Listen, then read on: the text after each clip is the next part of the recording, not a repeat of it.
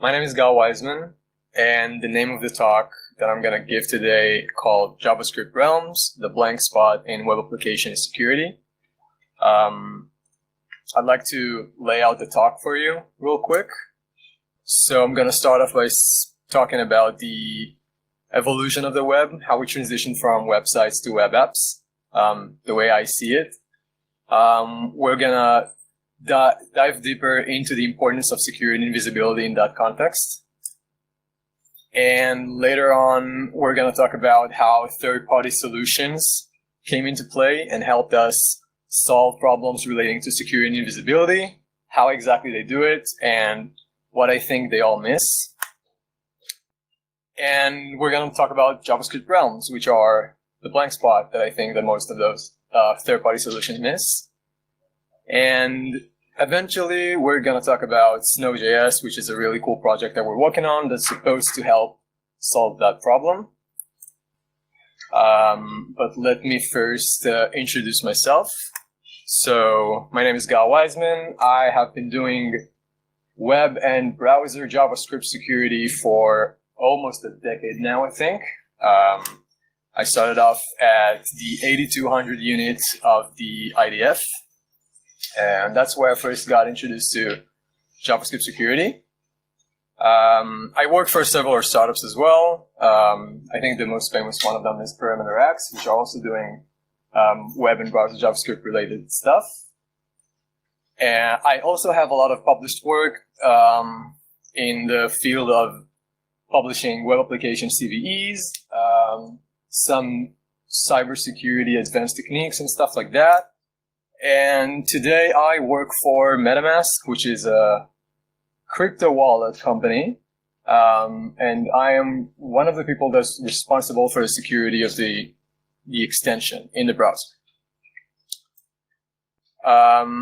So that's about me. And I think we're good to go. So the way I see it, at the beginning, we had simple websites, and so they were simple and they were static, and therefore they were secure, and the visibility into them was quite clear for a number of reasons. So first of all, there was a minor exposure to code, so the development and the deployment were very straightforward, and therefore the code was not really being processed through a lot of different tools back then, not as today. The frequency of changes was also pretty low, so harming the visibility into the application and its security was harder when the frequency of changes was low. And I think most importantly is how back then the dependency on third-party code was very minor. And therefore, so back then we didn't really have supply chains, and third-party services were not that big of a thing yet. So in terms of security and visibility, that was also a bit more simple. And then we progressed, and we started having what we know today as web applications, which are complex and more dynamic. And I say that in a good way, because now we have automated development, build, and deployment processes, which allow us to develop more quickly. We depend more on outsourced code instead of writing our own code, which is always a good thing, because we can trust other people to do their job instead of trying to do it ourselves, which is good. And also we consume in our web application a lot of third-party services that enhance what our app has to offer. So a good example to that is usually, for example, advertisement and payment services, which we usually include in the application, and that really allows us to enhance what the application has to offer. But it also brought complexity to the security and visibility aspects, because the exposure to code got up to a place where the development and the build and deployment are being processed by just so much code, and we're less sure what the output is going to be. The frequency of changes being a complex web application is higher. So you have rapid development cycles, you have continuous improvement. You're trying to make sure that the users that they have expectations, you want to make sure that they get what they want. And the complexity of the application in general is just higher.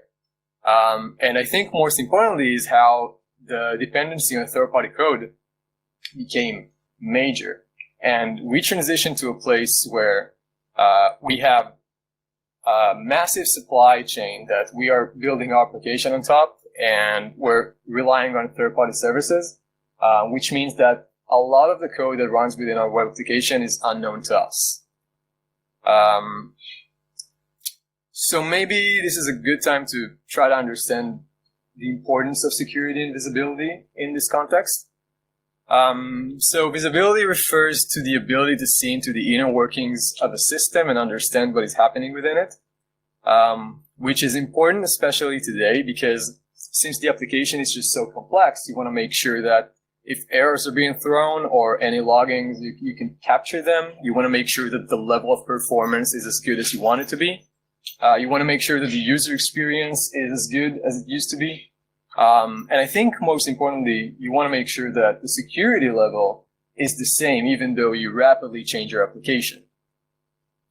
So, as I said, security is important and it's hard to maintain the same security level when you lack visibility and your app constantly changes.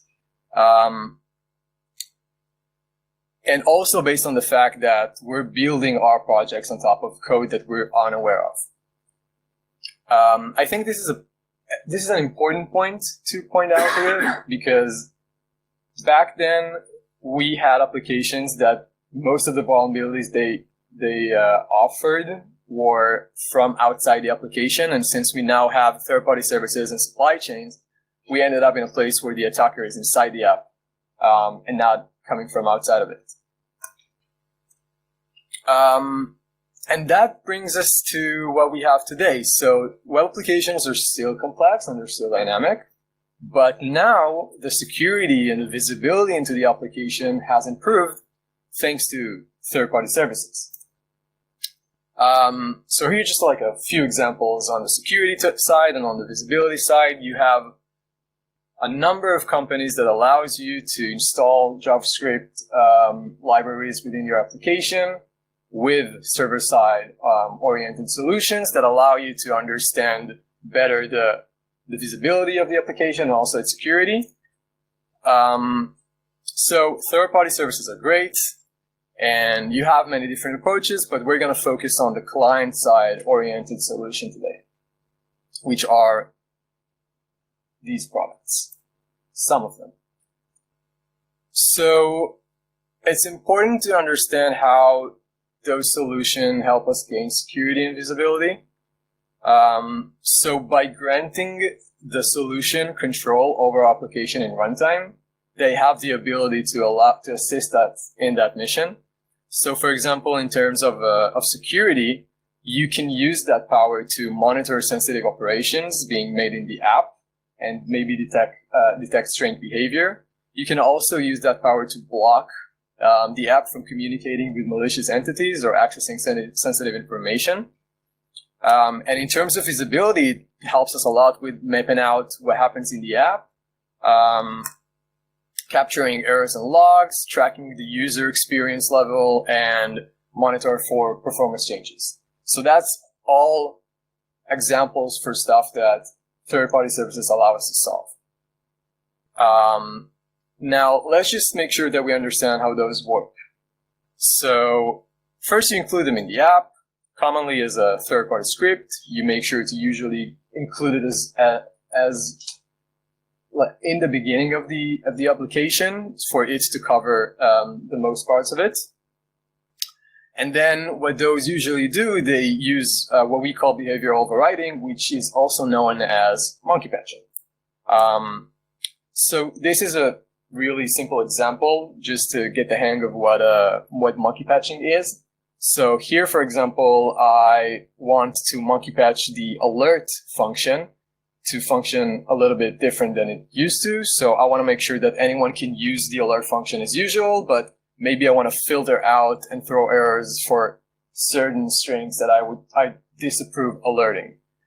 So here specifically, I override the alert message and I make sure that if anyone passes the alert message, a message that includes the word Voldemort, then I throw an error. And that is just like an example of what is behavioral overriding. And this allows services to get full visibility and control into the app at runtime. So this is basically how the third-party scripts work in terms of like solving security and visibility. So let's dive into actual examples of security and visibility. So in terms of visibility, what you have products that, for example, hook and report any errors messages that are being thrown or printed into the console. A real example to that would be LogRocket, and this is another example for that. So you can see here that I override the real console log, and I make sure to always continue to log the messages that I receive, but I also make sure to report the message to the log-server.com server.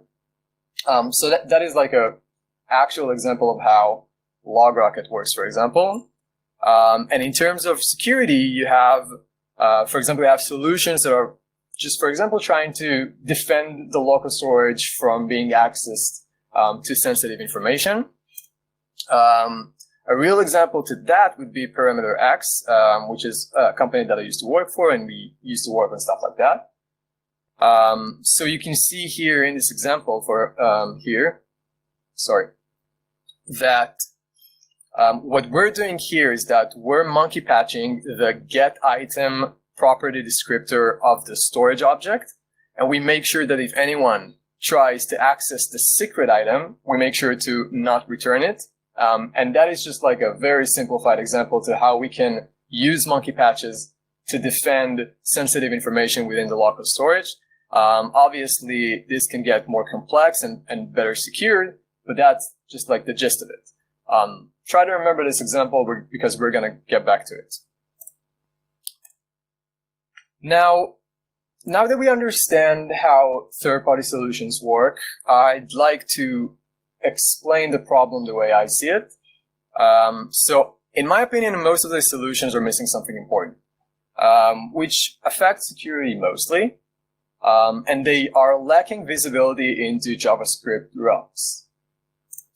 So before I jump into the problem, I want to make sure that we understand realms in JavaScript. So understanding realms is not as simple as I thought. And therefore, I made sure to do some research, and I also published a blog post trying to explain realms to the best of my ability. But let me sum it up for you. So you can informally think of a realm as basically an ecosystem in which a JavaScript program lives. And just like any other ecosystem, it includes different elements that JavaScript programs must have in order to exist within. So some of these elements are for example, each realm has its own global execution environment, which means that if you have two different realms, they have separate execution environments. And those execution environments provide with a global object, which usually grants access to intrinsic objects and APIs, which is the good old array, object, function, things that are native to JavaScript. And the global object usually exposes platform-based objects based on the platform. So in the browser, for example, you'd have the document, you have a fetch API, and stuff like that. And a realm is a JavaScript concept, but its implementation in the browser introduces more aspects to be aware of. So let's just make sure we understand that as well. So the browser API to a realms object called window. And by default, a web app lives within one single realm, which is the top main realm. And that is also accessible via the top property. And you can have child realms, and those child realms will be same origin to the top main realm by default. And same origin means that two realms are from the same origin, and they can therefore dynamically access and manipulate each other synchronously to almost every extent. You can achieve same origin realms using iframes, frames. You can also use the object and embed elements. You can use the open API that allows you to get a new tab, and that tab would be by default same origin to the top main realm as well. But a realm can also be cross-origin to another realm, and that will no longer allow the two realms to communicate synchronously, and that is due to security. So good examples for cross-origin realms are web workers and service workers. They also have their own realms, and those realms are going to be cross-origin to the top main realm as well. And this is just like a very simple example of how the top main realm with a child realm looks like in the HTML aspect. So let's combine everything that we learned so far. So why do I see realms as the blank spot of runtime security? So there are two main reasons we're going to focus on today. So the first one is how realms can go under the radar of third-party services behavioral overrides, which means if I applied my security mechanism or my visibility mechanism into the top main realm, that doesn't apply by default to the child realms. And that means that I can execute code within a child realm that will go under the radar of the mechanism applied to the top main realm. And the other problem is that realms can not only execute separately within their own environment, they can also modify and manipulate the environment of the top main realm and still go under the radar of those security mechanisms. So I'm going to dive a little bit deeper into those two examples with actual code examples. So the first one is the going under the radar argument. So if you remember the example from before, this is the same picture from before. We're overriding the get item property of the storage object, and we make sure that no one has access to the secret item property. And you can see that when we're trying to access it, we get null, even though its real value is A. But if we create a new realm, attach it to the DOM, and then access the local storage of that realm, and then try to access the secret item, we're going to be able to access it. And that means that our security mechanism did not apply. In terms of visibility, the other argument is the fact that we can use child realms to manipulate the upper realm. So here I have a different example. In this example, I am trying to consume within my web application a third-party service that allows me to digest payment. So I am trying to create an iframe that implements the trustedpaymentservice.com. And as a security mechanism, I want to make sure that no one has the ability to redirect to anything else than the trustedpaymentservice.com.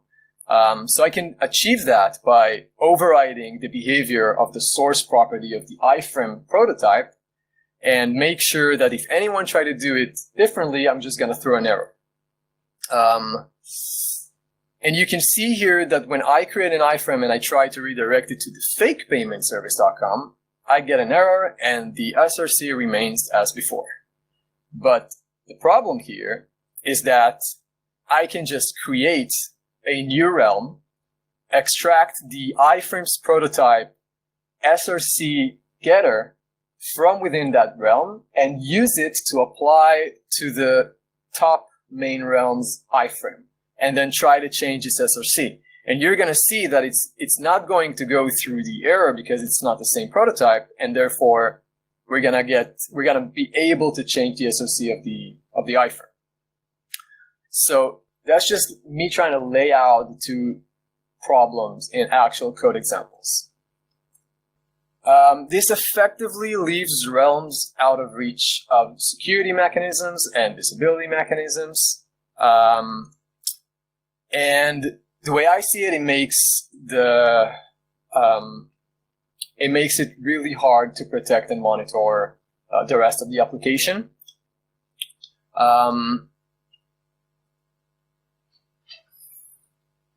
Yeah, and you can easily leverage that ability to bypass those mechanisms.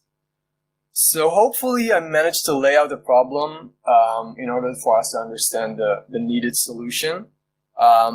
The way I see it, the needed solution is a way to take dynamic logic and automatically apply it to all child realms and not only to the top main realm. So let me dive a little bit deeper into that proposal.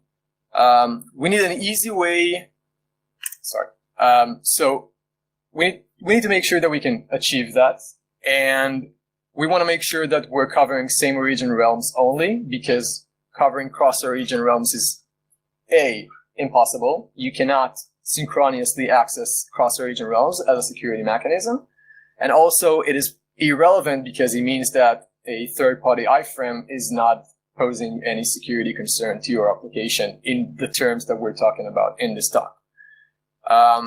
And in my opinion, it kind of makes sense to have the ability to control your own realms within your own application, similar to the power that extensions already have. So an extension can, at any point, ask the browser to execute code within every new realm that comes to life within the application. So you might want to have the same power granted to the application itself, but strictly for same origin realms of the application.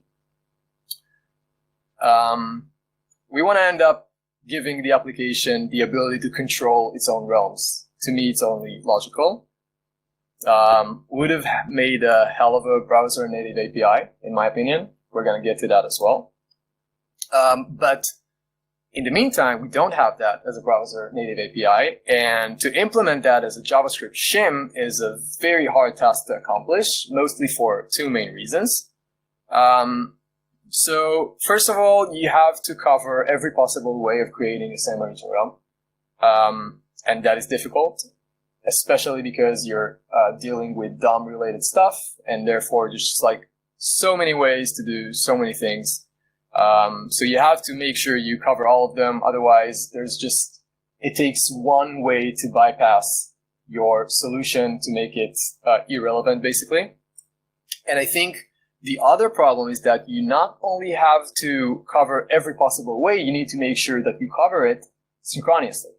Because if I manage to get visibility into a new realm, but after the entity that actually created it, it means that the entity might abuse it before I have the chance to defend it. So that's a hard thing to accomplish, and this is where I want to introduce Snow.js. So Snow is exactly that. It's a JavaScript shim. It stands for Securing Nested Ownership of Windows, Windows being the reference of realms in the browser ecosystem. It has the simplest API. It just receives a callback. We're going to see it in the next slide. It does everything synchronously. It covers a big amount of ways to form same origin realms. Ideally, we'd like to cover all of them. That is a work in progress, and I've learned in the hard way that this is a very complicated task to accomplish. Snow smoothly supports all browsers, Safari, Firefox, every Chromium browser.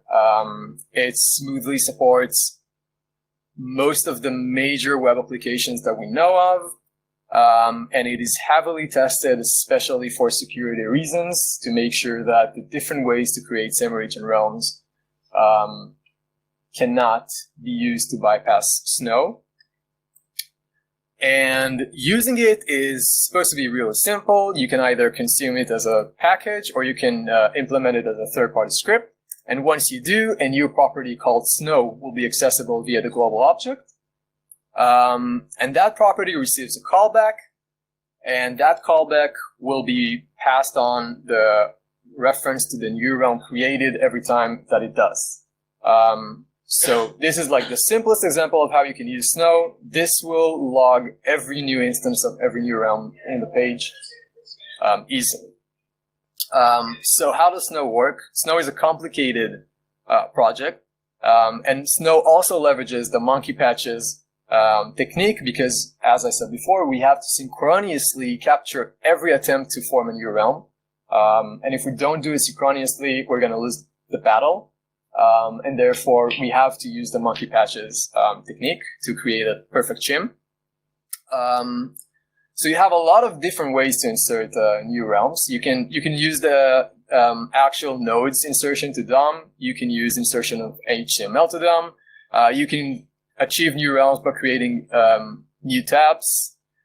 You can redirect already attached DOM elements to different SRCs back to same origin. You have like a lot of different techniques. You gotta cover nested realms as well.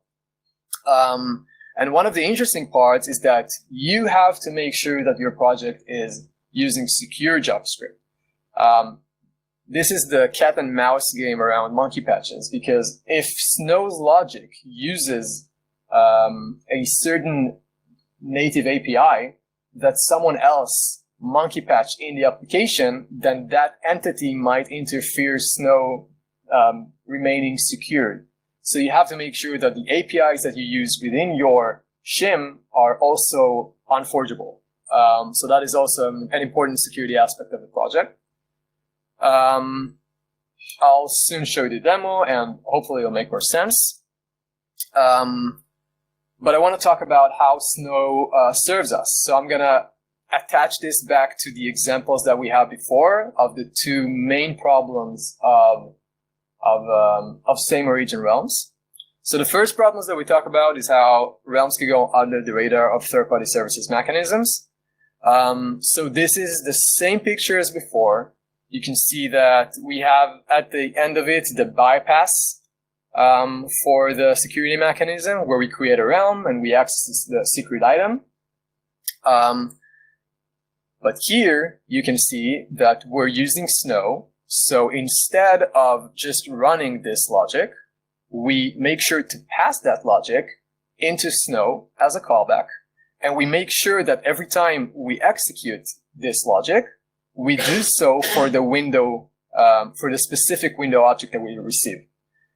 With Snow, this allows us to effectively execute this logic, the security mechanism, for every new realm that comes to life, and therefore enhance the security mechanism on to the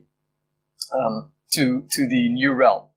And you can see at the bottom that we're running the exact same operation, but this time we're once again getting null, because the security mechanism now not only applies to the top main realm, it also automatically applies to all child realms. And this goes for the second example as well, of how realms can affect the top main realm.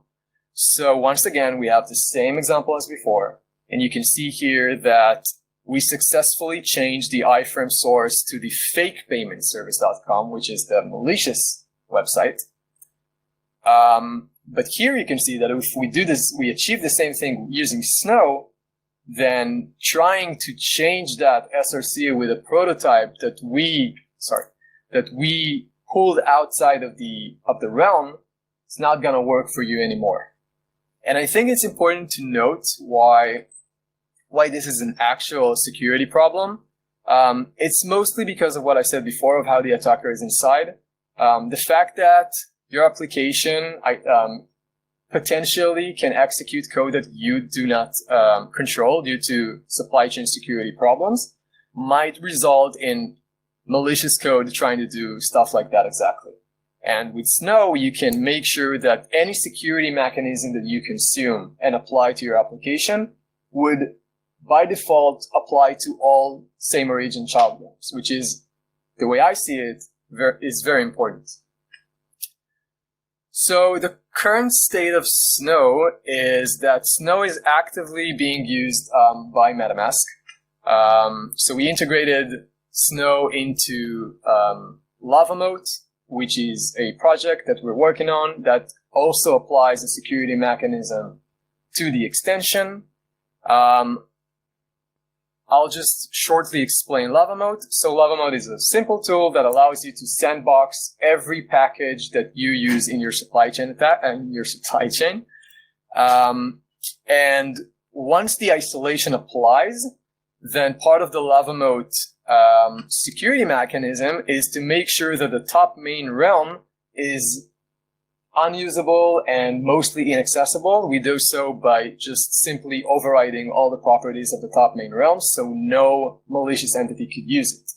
But the problem is that this logic does not apply automatically to all realms. So an attacker can just create a new realm and then just pull any disabled logic from that realm. And that is because it's so far was impossible to grant that power onto realms. But with Snow, that is exactly what we can accomplish. And this mechanism is successfully protecting MetaMask's 30 million users, give or take. And that allows us to defend same origin realms, which is pretty cool.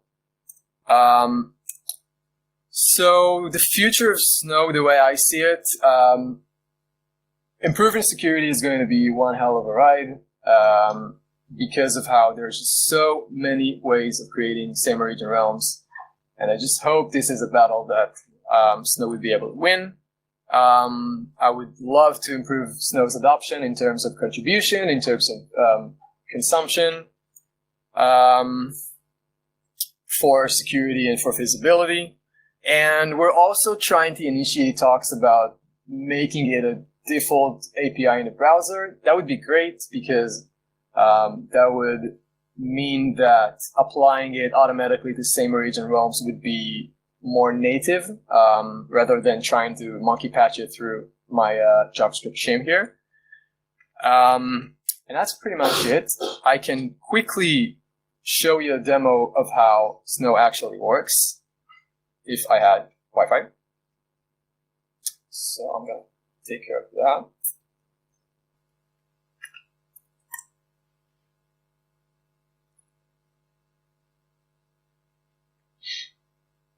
Great. So this is a live demo. You can access it at any time going here. And in this demo, I simply use Snow to disable the alert function. So the whole point here is to basically play a game and try to pop an alert on the top main realm. And that is not a simple thing to do thanks to Snow. So you can see that the alert message is monkey patched to log a message instead. And here I also have an example of the different things that you can try to do to bypass Snow that are not going to work. So you can see here that I attach an iframe to the page and I try to use the alert message, but instead I get a log message. You can see that I try to accomplish the same thing with HTML, and I'm going to get the same thing. Trying to use event listeners, trying to use global event handlers, and that doesn't work. These are simple examples, to be honest, and this is an example, like quite an old example. But we have very advanced techniques to make sure that same origin realms cannot bypass Snow these days. So I encourage you to try to go on this app and prove that you can pop an alert. That would be amazing. That would be a complete bypass of Snow, and that would be really helpful for the project as well.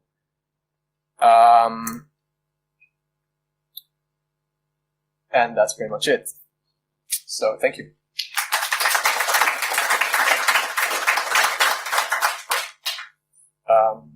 And if you have any questions, I'll be happy to take them.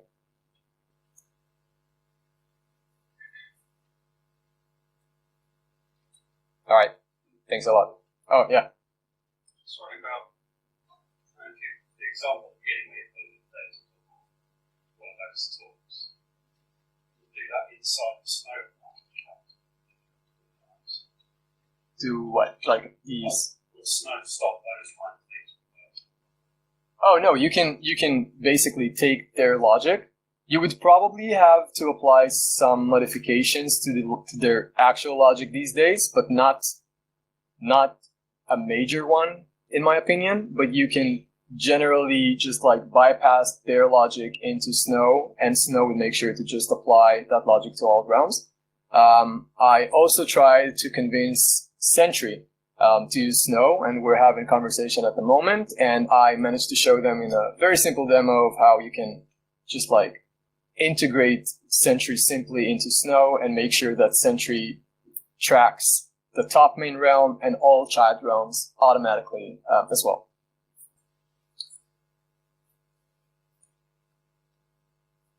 Thanks a lot.